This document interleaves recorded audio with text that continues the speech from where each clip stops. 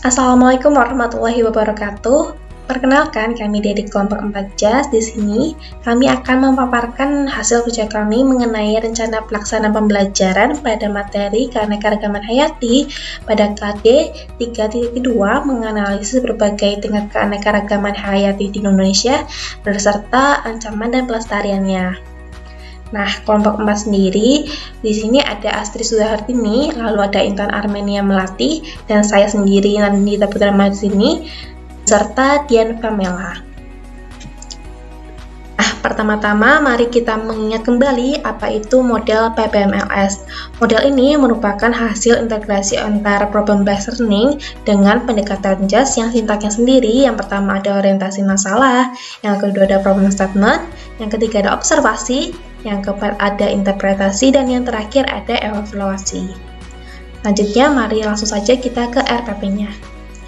Selanjutnya, ada rencana pelaksanaan pembelajaran atau RPP pada materi keanekaragaman hayati.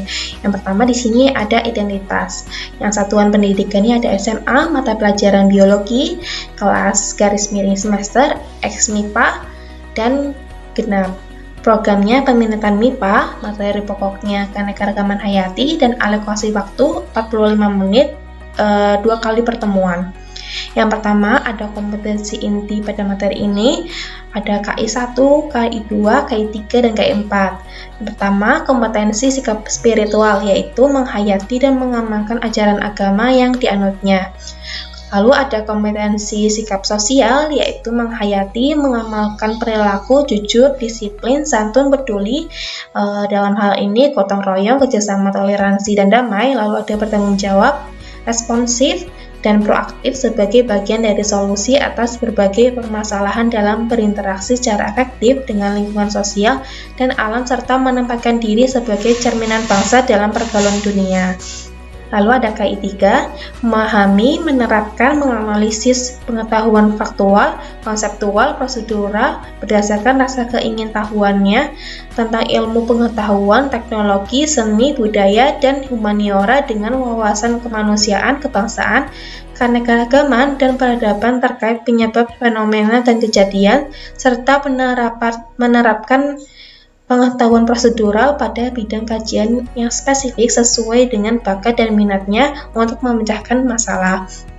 Lalu ada KI3 yang berisikan menunjukkan keterampilan menalar, mengolah, dan menyaji secara efektif, kreatif, produktif, kritis, mandiri, kolaboratif, komunikasi, dan solutif dalam ranah konkret dan abstrak terkait dengan pengembangan dari yang dipelajari di sekolah serta mampu menggunakan metode sesuai dengan kaidah keilmuan.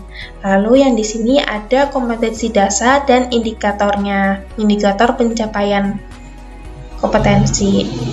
Di sini ada KD 3.2 yang berisi menganalisis berbagai tingkat keanekaragaman hayati di Indonesia beserta ancaman dan pelestariannya. Lalu ada KD 4.2 yang berisikan menyajikan hasil observasi berbagai tingkat keanekaragaman hayati di Indonesia dan usulan upaya pelestariannya. Nah, di sini ada indikator pencapaian kompetensi yang ada yang pertama yaitu 3.2.1 menafsirkan keanekaragaman hayati, lalu ada indikator 3.2.2 menganalisis perbedaan keanekaragaman tingkat gen, jenis, dan ekosistem, lalu ada indikator 3.2.3 menganalisis tipe ekosistem pada keanekaragaman ekosistem dengan ciri-cirinya baik abiotik maupun biotik. Lalu indikator selanjutnya menganalisis penyebaran keanekaragaman hayati di Indonesia. Lalu yang selanjutnya menganalisis fungsi dan manfaat keanekaragaman hayati. Lalu ada menganalisis penyebab hilangnya keanekaragaman hayati. Lalu ini pada indikator keterampilan ada melakukan observasi berbagai tingkat keanekaragaman hayati di Indonesia di lingkungan sekitar. Lalu ada menyusun usaha-usaha pelestarian atau konservasi sumber daya alam hayati, dan yang terakhir menyajikan hasil pengamatan berbagai tingkat keanekaragaman hayati. Selanjutnya ada tujuan pembelajaran. Nah, melalui kegiatan pembelajaran dengan pendekatan saintek menggunakan model pembelajaran PBMLS, pembelajaran berbasis masalah dan lingkungan sekitar diharapkan dapat melatih keterampilan observasi siswa sebagai keterampilan proses sains melalui stimulasi masalah yang ada di lingkungan sekitar dalam memahami berbagai tingkat keanekaragaman hayati di Indonesia beserta ancaman dan pelestariannya, serta dapat menyajikan hasil observasi berbagai tingkat keanekaragaman hayati di Indonesia dan usulan pelestariannya, sehingga peserta didik dapat membangun kesadaran akan kebesaran Tuhan Yang Maha Esa, menumbuhkan perilaku disiplin, jujur, aktif, responsif, santun, bertanggung jawab, dan kerjasama. Nah, adapun tujuan rinci pembelajaran ini yang pertama ada siswa dapat menganalisis keanekaragaman hayati melalui analisis video pembelajaran secara tepat. Lalu yang kedua, siswa dapat menganalisis perbedaan keanekaragaman hayati dalam berbagai tingkat melalui analisis video pembelajaran secara cermat. Lalu yang ketiga, siswa dapat menganalisis tipe ekosistem beserta ciri-ciri melalui studi literatur yang tepat. Lalu siswa dapat menganalisis penyebaran keanekaragaman hayati melalui analisis peta persebaran flora dan fauna yang benar. Lalu, siswa dapat menganalisis fungsi keanekaragaman hayati melalui kegiatan observasi secara rinci. Lalu yang keenam, siswa dapat menganalisis penyebab hilangnya keanekaragaman hayati melalui analisis video pembelajaran dengan benar. Yang ketujuh, siswa dapat melakukan observasi berbagai tingkat keanekaragaman hayati melalui kegiatan pengamatan secara berkelompok dengan tepat. Yang kedelapan, siswa dapat menyusun usaha-usaha pelestarian sumber daya alam hayati melalui studi literatur secara tepat. Dan yang terakhir, siswa dapat menyajikan hasil pengamatan berbagai tingkat keanekaragaman hayati melalui presentasi di depan kelas secara tepat. Nah, di sini ada materi pembelajarannya. Pematerinya ada keanekaragaman hayati yang akan dipelajari. Nanti ada definisi keanekaragaman hayati, macam-macam keanekaragaman hayati, penyebaran keanekaragaman hayati di Indonesia, lalu manfaat fungsi keanekaragaman hayati, lalu ada usaha pelestarian sumber daya alam hayati. Nah, selanjutnya ada metode dan pendekatan pembelajaran. Nah, metodenya di sini ada diskusi dan observasi, lalu pendekatannya ada JAS atau jelajah alam sekitar, lalu ada model. Pada pembelajaran ini ada PPMLS atau pembelajaran berbasis masalah dan lingkungan sekitar. Nah, media, alat, dan sumber pembelajaran. Nah, media yang dipakai dalam pembelajaran ini ada video pembelajaran, PPT Animalia, dan LKPD. Nah, lalu alatnya sendiri ada laptop dan proyektor. Lalu untuk sumber belajar, buku pegangan siswa dan internet. Selanjutnya kita masuk ke kegiatan pembelajaran. Yang pertama ada pada pertemuan ke-1 dengan alokasi waktu 2 kali 45 menit. Nah, pada kegiatan yang pertama yaitu pendahuluan, yang deskripsi kegiatannya yaitu yang pertama guru memberikan salam, menyapa, berdoa untuk memulai kegiatan dan mengondisikan kelas. Lalu ada guru menyampaikan tujuan pembelajaran dan guru memberi motivasi dan memberi persepsi dengan memberi pertanyaan yang berkaitan dengan topik keanekaragaman hayati. Nah, pada kegiatan ini dialokasikan waktu sebesar 15 menit. Lalu pada kegiatan inti, yang pertama ada kegiatan orientasi masalah, masuk dalam sintaks orientasi masalah. Nah, di sini guru memperlihatkan video tentang fenomena keanekaragaman hayati. Lalu guru menanyakan kepada siswa, apa sih yang kalian pikirkan tentang video tersebut? Lalu guru membagi kelompok dengan ketentuan satu kelompok maksimal beranggotakan 5 orang agar proses pembelajaran berlangsung dengan efektif. Lalu pada sintaks yang kedua, masuk dalam kegiatan proses pembelajaran sintaks yang kedua, yaitu problem statement, guru memberikan kesempatan pada peserta didik untuk mengidentifikasi sebanyak mungkin pertanyaan yang berkaitan dengan video yang disajikan dan akan dijawab melalui kegiatan belajar. Lalu, guru memperlihatkan peta penyebaran flora fauna di Indonesia, kemudian siswa mengidentifikasi pembagian persebaran flora dan fauna di Indonesia. Lalu siswa diberikan lembar kerja peserta didik atau LKPD sebagai petunjuk melakukan observasi yang dikerjakan saat pembelajaran berlangsung. Nah, apabila waktunya habis, siswa bisa melanjutkannya di rumah. Lalu kita masuk ke sintaks observasi pada pembelajaran. Nah, di sini peserta didik mengumpulkan informasi yang relevan untuk menjawab pertanyaan yang telah diidentifikasi. Nah, untuk kegiatan inti ini dialokasikan waktu sebesar 65 menit. Lalu pada kegiatan penutup, di sini guru melakukan umpan balik atau refleksi dan review mengenai materi yang telah dikembangkan. Lalu guru memberikan penghargaan pada individu atau kelompok peserta didik yang berkinerja dengan baik. Lalu guru mengucapkan terima kasih, lalu berdoa dan salam, dan mengingatkan tugas yang harus dikerjakan untuk dibahas saat pertemuan selanjutnya. Untuk kegiatan penutup ini dialokasikan waktu sebesar 10 menit. Baik, itu saja dari saya. Selanjutnya akan Selanjutnya akan dijelaskan oleh teman saya. Baik, yang selanjutnya akan saya lanjutkan dengan RPP kedua, yaitu pertemuan kedua, dengan alokasi waktu 2 dikali 45 menit.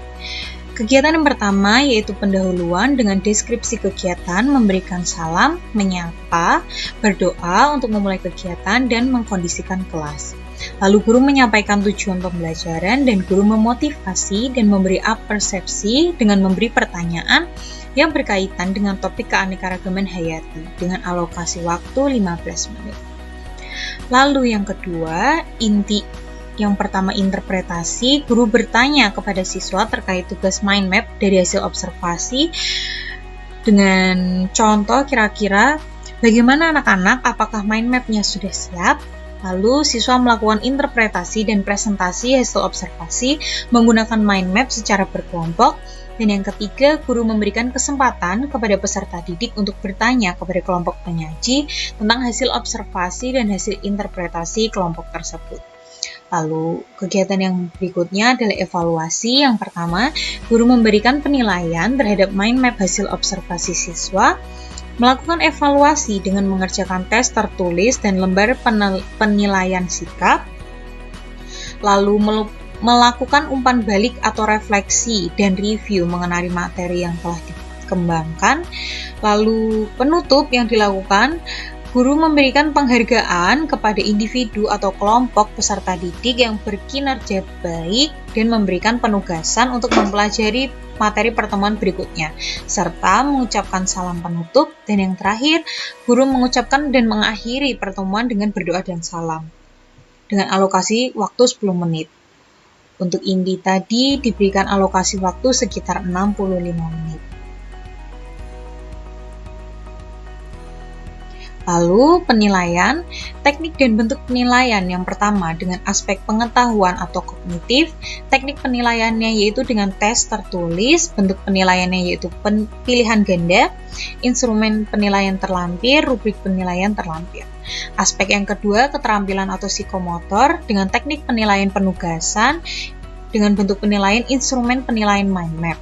Lalu yang ketiga atau aspek sikap afektif, teknik penilaiannya yaitu observasi dan bentuk penilaiannya yaitu instrumen penilaian sikap.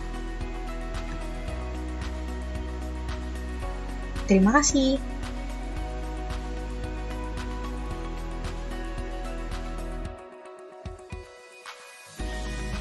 Halo, Assalamualaikum warahmatullahi wabarakatuh. Saya Asti Suhardini dengan NIM belakang 9064, izin untuk menyampaikan lembar evaluasi pembelajaran. Yang pertama ini adalah lembar penilaian sikap. Kami mencanangkan 2 penilaian, yaitu secara mandiri dan juga antar teman. Yang mandiri ini seperti ini, dengan sikap yang dinilai itu disiplin, tanggung jawab, kerjasama, teliti dan juga jujur. Dengan kriteria penilaian ini 1-4 range nilainya. Lalu nilai akhir dihitung seperti ini dengan jumlah semuanya itu kan 20. Lalu ini antar teman, ini hanya 3 aspek saja, yaitu disiplin, kerjasama, dan juga teliti. Namun ini terdapat indikator aspek penilaian. Nah, seperti ini. Lalu ada nilai akhir, dengan ini jumlah yang ini kan 9. Lalu ini adalah produknya dari untuk aspek keterampilan, yaitu mind map dari hasil observasi. Ini identitasnya kelompok anggota, lalu tanggal pengumpulan sebagai antisipasi jika ada yang terlambat, mengumpulkan sehingga tercatat. Lalu aspek yang dinilai ini adalah sistematika dan bobot 2, kesesuaian isi dengan pembelajaran, tujuan pembelajaran itu bobot 6, lalu estetika mind map bobotnya itu 2 dengan total keseluruhan bobot 10 dan skor maksimal 100. Lalu rubrik penilaian, di sistematika ini ada 2 kriteria, yaitu berisi judul, identitas, hasil pengamatan, dan percabangannya itu saling berhubungan. Lalu bahasa yang digunakan baik dan benar. Lalu isi mind map dengan tujuan pembelajaran ini ada 6 kriteria, yaitu memuat 6 spesies, 3 untuk keanekaragaman dan 3 untuk keanekaragaman jenis. Lalu memuat nama lokal dan nama ilmiah sesuai ketentuan, menyertakan foto asli dari tumbuhan dan hewan. Ini sebagai bukti bahwa mereka memang benar melakukan observasi secara langsung, atau jika terpaksanya dengan secara internet harus menyertakan sumber. Lalu memuat tingkat keanekaragaman gen atau jenis, lalu memuat fungsi dan manfaat, lalu merumuskan upaya konservasi keanekaragaman hayati. Lalu estetika mind map ini dengan kriteria mind map terlihat menarik dan juga mudah dibaca, yaitu tulisannya itu tidak terlalu kecil dan warna tulisan itu kontras dengan background sehingga keterbacaannya itu mudah. Lalu yang evaluasi pembelajaran di aspek kognitif atau pengetahuan, ini kami mencanangkan dengan pilihan ganda. Soal pilihan ganda dan kartu tugasnya sebagai berikut. Ini ada KD, indikator kisi-kisi dan juga dimensinya, dimensi pengetahuan dan juga dimensi proses, lalu soalnya, kemudian kunci jawaban dan juga skor. Kami mencanangkan 10 soal. Dan tentunya ini dibuat sesuai dengan indikator yang sudah kami canangkan sebelumnya, seperti menganalisis tingkat keanekaragaman gen, jenis, dan ekosistem, kemudian menganalisis penyebab hilangnya keanekaragaman hayati, lalu penyebab dan yang penyebab ini lebih ke beberapa soal yang menstimulus untuk siswa mengevaluasi dan juga menghipotesis apa sebenarnya penyebab hilangnya keanekaragaman hayati. Dari soal yang kami buat ini lebih ke soal yang agak ke cerita. Kemudian penyebaran fauna dan flora, ada yang secara gambar maupun ada secara uraian.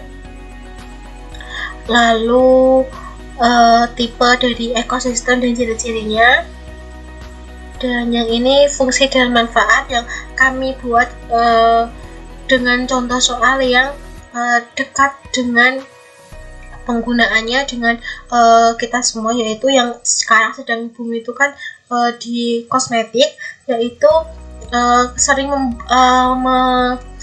produk-produk itu memberikan branding dengan nama ilmiah dari tumbuhan. Jadi harapannya itu siswa itu jadi lebih peka terhadap fungsi dan manfaat dari kehati ini secara lebih mendalam di kehidupan sehari-hari. Lalu untuk tampilan tes seperti ini, ada petunjuk pengerjaan seperti berdoa sebelum mengerjakan, menyiapkan lembar jawab yang diisi identitas, lalu jawaban soal ini hanya abjadnya saja, lalu dilarang mencoret soal. Diharapkan kertas soal masih bersih ketika selesai mengerjakan, agar ketika harus untuk evaluasi kelas lain ini lembar soal masih bisa digunakan karena untuk penghematan kertas. Lalu mengerjakan secara jujur dan waktu pengerjaan hanya 15 menit. Nah, yang terakhir ini adalah LKPD petunjuk praktikum. Ini akan disampaikan oleh rekan saya yang bertugas. Sekian dari saya. Wassalamualaikum warahmatullahi wabarakatuh.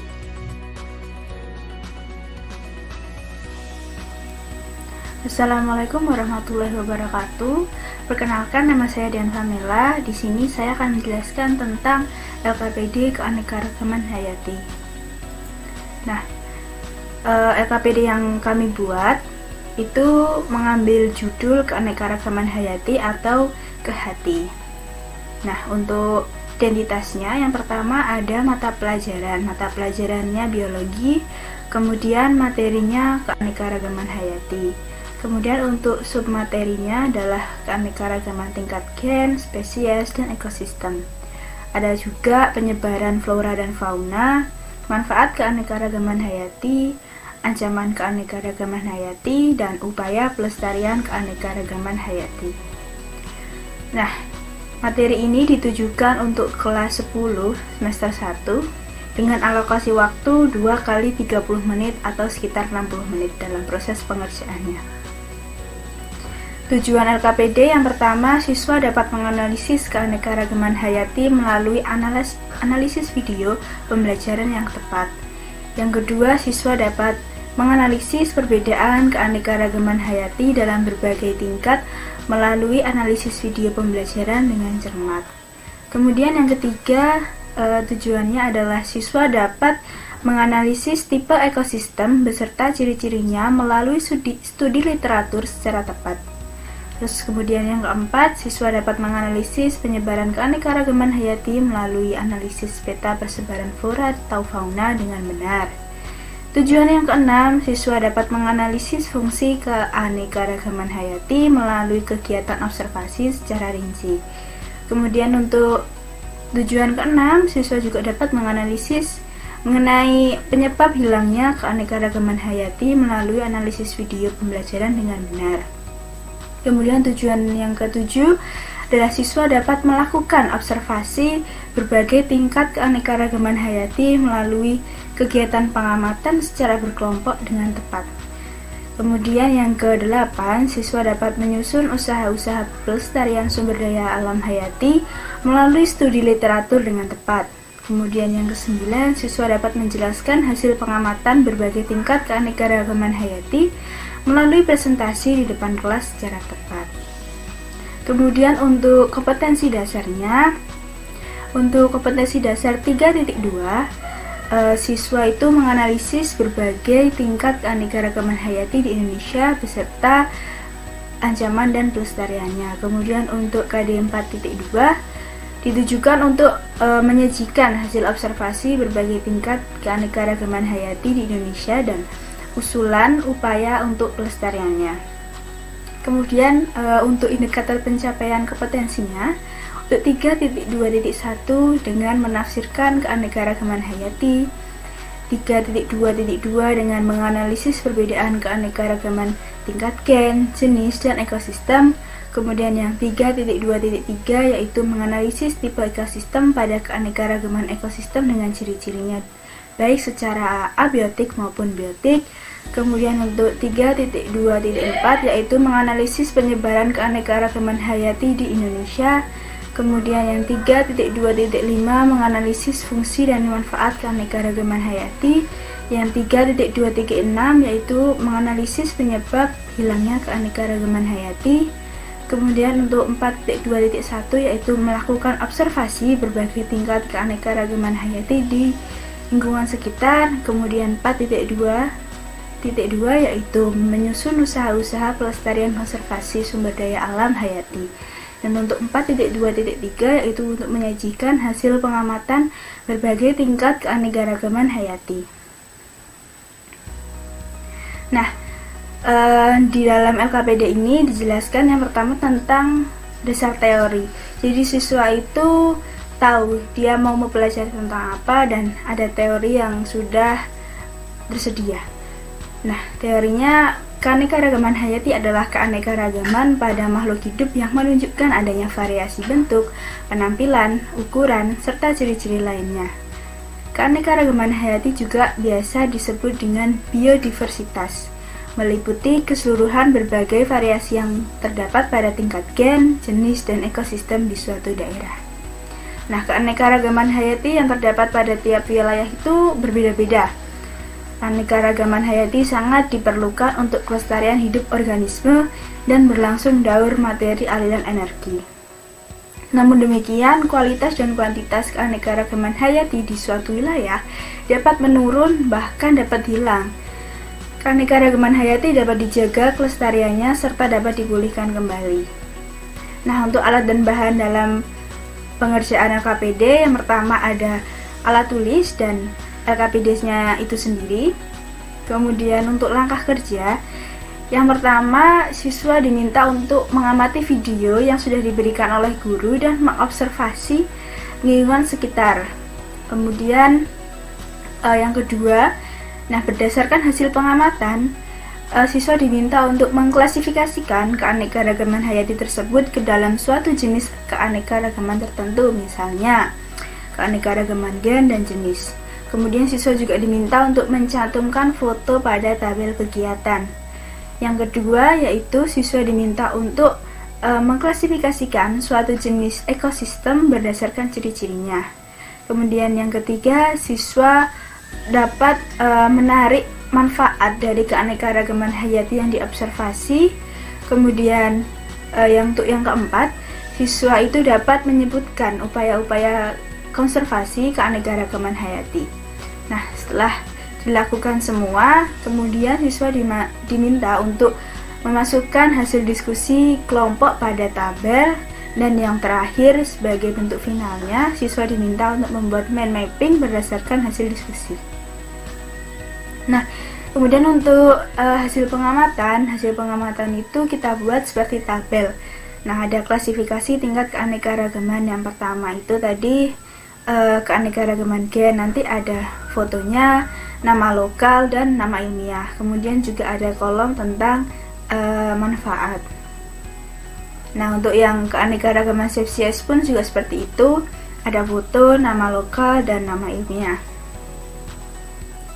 Kemudian untuk klasifikasi jenis-jenis ekosistem berdasarkan ciri-cirinya, nah nanti misal ditemukan suatu ekosistem tertentu, kemudian siswa diminta untuk menyebutkan ciri-cirinya, dan siswa untuk mengidentifikasi komponen penyusun biotik dan abiotik. Nah, selanjutnya siswa itu juga diminta untuk menyebutkan upaya-upaya konservasi keanekaragaman hayati. Nah, minimal itu 5. Jadi siswa nanti tahu bagaimana cara untuk konservasi keanekaragaman hayati agar tidak punah ataupun hilang. Selanjutnya, siswa diminta untuk membuat mind mapping sesuai hasil diskusi yang telah diperoleh dan diberi identitas kelompok dengan jelas. Sekian, wassalamualaikum warahmatullahi wabarakatuh.